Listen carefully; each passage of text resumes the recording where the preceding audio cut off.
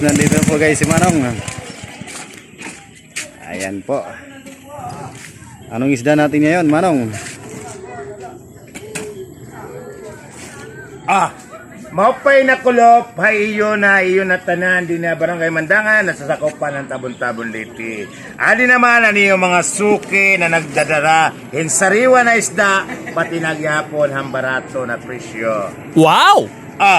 Yan na, itakon isda, besto laon, kilawon, malimpyo, itiyan. Wow! Yan na, nakakita ka mo na akong dara na isda na mahusay, mas mahusay pat nagbabalik ka kay Manong Bulahon. Ang presyo ini, 40 ang kilo, dere overfry.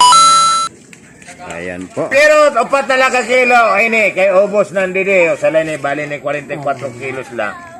Upat na lang ka kilo, it na salin. Ayan po, bili na po, bili na po.